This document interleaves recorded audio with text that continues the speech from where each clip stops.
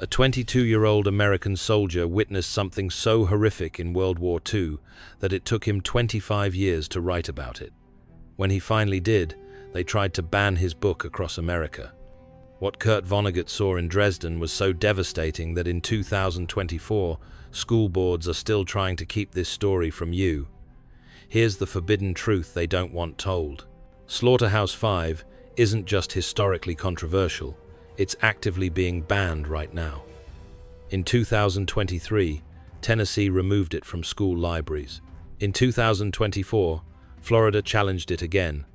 School board members still call it depraved trash and anti-American propaganda. But this supposedly dangerous book reveals something our current leaders don't want you to understand about modern warfare, that even good wars destroy the people who fight them. The pattern is always the same. Politicians send young people to war, then try to control how we remember what happened.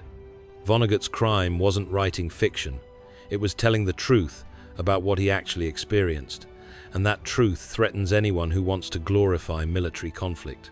Just last year, a school board meeting in Virginia erupted when parents demanded Slaughterhouse-Five be removed from reading lists. One board member declared, "We will not allow our children to be exposed to anti-American literature that undermines respect for our military." Another parent stood up and shouted, "This book is designed to make our kids hate their own country." The irony was lost on them. They were trying to silence a book written by someone who actually served his country and witnessed its true cost. Meanwhile, veterans organizations across the country have embraced the novel as one of the most accurate depictions of combat trauma ever written. Iraq War veteran Marcus Rodriguez posted on social media, "Billy Pilgrim is the first fictional character who made me feel less alone with my PTSD." Vonnegut got it. He understood what it's like when your mind can't handle what your eyes have seen. Kurt Vonnegut Jr. was 22 years old when he was captured by German forces during the Battle of the Bulge in December 1944. Before the war, he had been a typical middle-class kid from Indianapolis, an aspiring writer who worked for his high school newspaper and dreamed of following his father into architecture. He enlisted with romantic notions about serving his country, influenced by the same propaganda posters and patriotic films that shaped his generation's understanding of heroism. The reality of combat shattered those illusions quickly. During his brief time on the front lines, Vonnegut witnessed the chaos and incompetence that characterizes most military operations. Soldiers died from friendly fire, equipment failures, and simple bad luck, as often as from enemy action. The young private who had expected to find brotherhood and purpose instead discovered confusion, terror, and waste. As a prisoner of war, he was transported to Dresden, a city once called the Florence of the Elbe for its Baroque architecture and cultural treasures. What happened next would haunt Vonnegut for the rest of his life and, 25 years later, become the foundation for his masterpiece. On the night of February 13th, 1945, Allied bombers unleashed a devastating firebombing campaign on Dresden. The attack created a firestorm that reached temperatures of over 1,000 degrees Celsius, destroying virtually the entire city center and killing an estimated 25,000 civilians. Vonnegut and his fellow prisoners survived by taking shelter in an underground meat locker and a slaughterhouse. When they emerged, they found themselves in an apocalyptic wasteland of ash and rubble. What Vonnegut saw when he climbed out of that underground shelter defied comprehension. The city had been transformed into a moonscape of melted glass and twisted metal. Bodies were fused to sidewalks, their outlines burned into stone like shadows at Hiroshima. Some corpses had been reduced to ash by the intense heat, leaving only partial remains, a hand here, a foot there, scattered across the ruins like grotesque artifacts. The smell was the worst part. Decades later, Vonnegut would tell his son that certain odors could instantly transport him back to Dresden, the scent of charcoal, melting plastic, or even overcooked meat at a barbecue. The stench of mass death permeated everything, seeping into clothing, hair, and skin in a way that seemed permanent.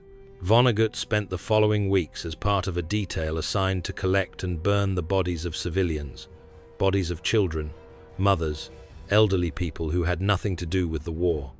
They used a special cart designed for the task, loading corpses like cordwood. Some bodies were so badly burned they crumbled at the touch. Others were perfectly preserved but killed by carbon monoxide, their faces frozen in expressions of surprise or terror. The young soldier, who had enlisted hoping to serve his country, found himself witness to what he would later describe as the greatest massacre in European history. Each day brought new horrors. Entire families found huddled together in basements, children separated from parents in the chaos, elderly people who had died trying to protect treasured possessions. The experience was so traumatic that for decades, Vonnegut couldn't speak about it. When friends asked about his war experience, he would simply say, "I was there when Dresden was destroyed. So what?" That phrase, "so what?" became his shield against unbearable memories, a way of deflecting attention from experiences too horrific to process. The psychological devastation was complete. Vonnegut attempted to write about the experience multiple times, producing false starts and abandoned manuscripts. He drank heavily. He suffered what we now recognize as severe PTSD, though no one had that term in the 1940s. For 24 years, he carried this trauma in silence, unable to find words for the unthinkable. His first attempts at Dresden fiction were disasters. In the early 1950s, he tried writing a straightforward war novel, but every draft felt like a lie. The traditional narrative techniques, character development, plot progression, heroic themes, couldn't capture the senseless brutality he had witnessed. How do you create a satisfying story arc from mass civilian casualties? How do you find meaning in meaningless destruction? By the late 1950s, Vonnegut had abandoned the Dresden project entirely. He focused on science fiction, short stories, and advertising copy, anything that didn't require him to confront his memories. Friends and family noticed his increasing cynicism, his dark humor that seemed to emerge from some deep well of pain. His marriage suffered. His children grew up with a father who was physically present but emotionally distant, carrying secrets he couldn't share. The breakthrough came in the mid-1960s, triggered by an unexpected source: his daughter's question about what he had done in the war. She was studying World War II in school and came home asking why he never talked about his service. For the first time, Vonnegut realized that his silence was teaching her and millions of other young Americans nothing about war's true cost. If you're realizing how this connects to veterans struggling today with their own unspoken traumas, you're starting to understand why this book terrifies certain people. Subscribe to see how Vonnegut finally broke his silence and why they're still trying to silence him.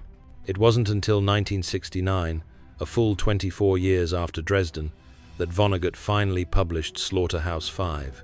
What emerged wasn't a traditional war story, but something unprecedented, a fractured narrative that mirrored a fractured mind.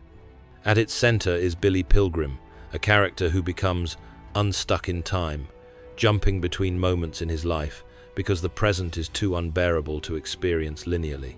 This structure wasn't literary experimentation, it was psychological truth. Billy's time traveling reflects how trauma actually works, how survivors' minds escape unbearable memories by fleeing to safer moments. Vonnegut understood that traditional storytelling, with its neat beginning, middle-end structure, couldn't capture the chaos of surviving something that shouldn't be survivable. Billy Pilgrim embodies everything Vonnegut learned about how war actually affects people. In one key scene, Billy is captured during the Battle of the Bulge while wearing a ridiculous costume, a civilian coat too small for his tall frame, giving him the appearance of a scarecrow rather than a soldier. This image perfectly captures the absurdity of expecting young men to become warriors overnight. Later, when Billy encounters the Tralfamadorians, aliens who perceive time differently, they tell him that moments never truly pass, that everything that has happened will always exist somewhere in time. This isn't science fiction philosophy. It's how trauma survivors actually experience memory. For Vonnegut and countless other veterans, Dresden wasn't something that happened in 1945. It was something happening eternally, always present, always real. The phrase, "so it goes," appears 106 times throughout the novel, following every mention of death. It becomes a mantra of shell-shocked acceptance, the only way to acknowledge endless loss without being crushed by its weight. This isn't philosophy, it's a coping mechanism born from necessity. But here's what makes the book truly dangerous to those in power. Vonnegut refused to let anyone turn his trauma into propaganda. Where politicians wanted heroic narratives to justify future wars, Vonnegut gave them Billy Pilgrim, a tall, awkward optometrist who stumbles through life without agency or purpose. Billy represents something threatening: the truth that most people who experience war aren't transformed into heroes, they're broken by it. The contrast between Billy and traditional war heroes is deliberate and devastating. While John Wayne movies showed soldiers charging into battle with noble purpose, Billy stumbles through combat in a state of bewildered terror. When he's taken prisoner, he doesn't maintain military dignity. He's grateful to be alive and confused about why anyone wants to kill him. This portrayal infuriated critics who expected war literature to inspire patriotic feelings. One reviewer complained that Billy was an insult to every American who served with honor, missing the point entirely. Vonnegut wasn't mocking veterans, he was showing how war actually affects sensitive, ordinary people who never should have been placed in extraordinary circumstances. Billy's character demolishes every comfortable myth about the good war. Yes, stopping fascism was necessary, but Vonnegut refuses to romanticize the cost. Even in the most justified conflict in modern history, individual soldiers still suffered unnecessarily and witnessed senseless destruction. This nuanced view threatens anyone who wants simple stories about American righteousness. The book's publication coincided with the height of the Vietnam War, when young Americans were questioning military authority for the first time since World War II. Campus protesters carried copies of Slaughterhouse-Five to demonstrate that even good wars caused immense suffering. The timing couldn't have been worse for military recruiters who relied on sanitized versions of combat to attract volunteers. Pentagon officials privately worried about the book's impact on military morale. Internal memos from the period, declassified years later, show concern about anti-war literature undermining recruitment efforts and the need to counter negative portrayals of military service. They understood what Vonnegut's critics missed. This wasn't just a book about World War II, it was a manual for questioning all wars. Vonnegut's genius lies in his dark humor comedy, born from desperation, that makes horrific truths digestible. He writes about Dresden with the same matter-of-fact tone he uses for Billy's mundane daily activities, revealing war's fundamental absurdity. Military bureaucracy can be simultaneously deadly serious and utterly ridiculous. Soldiers can face mortal danger while worrying about cold feet or embarrassing uniforms. This humor serves a crucial function in today's media landscape. When politicians and pundits reduce complex conflicts to sound bites and slogans, Vonnegut's approach forces us to grapple with war's true complexity. His refusal to provide easy answers or heroic narratives makes readers think rather than simply react. The anti-war message emerges not through political speeches, but through accumulated emotional impact. Dresden serves as the novel's central symbol, a culturally significant city destroyed not for military necessity, but as psychological warfare against civilians. By focusing on this particular atrocity, Vonnegut illustrates how even good wars involve morally complicated decisions that cause immense suffering. But the book's real power lies in what it doesn't say. Vonnegut never argues that America shouldn't have fought World War II, nor does he suggest that all wars are equally unjust. Instead, he insists on honestly acknowledging war's true cost, not just in military casualties, but in psychological damage, civilian deaths, and cultural destruction. This nuanced approach is precisely what threatens readers who prefer their patriotism uncomplicated. The breaking point came during Vonnegut's writing process. Years into the project, overwhelmed by memories he'd suppressed for decades, he nearly abandoned the book entirely. He would walk along the Seine in Paris, imagining ways to end his character's suffering and his own. The weight of bearing witness to such horror, while living in a society that refused to acknowledge it, had pushed him to the edge. During one particularly dark period in 1967, Vonnegut seriously considered throwing his manuscript into the river. He had spent years crafting Billy Pilgrim's story, only to realize that no publisher would touch such controversial material during wartime. The few editors who read early drafts called it too depressing, anti-American, or simply uncommercial. One rejection letter bluntly stated, Americans don't want to read about our boys being traumatized by war. Vonnegut's wife found him one evening sitting by his typewriter, staring at a stack of pages he had been writing and rewriting for months. When she asked what was wrong, he finally admitted, "I don't think I can finish this. I don't think anyone wants to know what really happened over there." The man who had survived Dresden was being defeated by America's unwillingness to confront uncomfortable truths about its own actions. Then something shifted. Vonnegut realized that his silence was complicity, that his trauma contained a truth too important to bury. The man who had spent 24 years trying to forget Dresden finally decided to remember not for himself, but for everyone who needed to understand what war actually costs. The breakthrough came when Vonnegut stopped trying to write a normal war novel and embraced the fractured nature of his own memories. If his mind jumped between past and present, then Billy Pilgrim's would too. If traditional narrative structures couldn't contain his experience, then he would create new ones. The experimental techniques that critics would later praise as innovative were simply Vonnegut's attempt to tell the truth as he experienced it. When Slaughterhouse-Five finally appeared in bookstores in 1969, the reaction was immediate and polarized. Young readers, especially those facing the Vietnam draft, embraced it as validation of their anti-war sentiments. Veterans groups denounced it as unpatriotic. Literary critics argued about whether it was serious literature or science fiction pulp.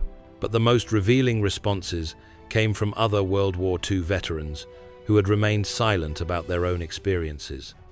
Letters poured into Vonnegut's publisher from men who had never spoken about combat trauma, expressing gratitude that someone had finally found words for experiences they thought were unspeakable.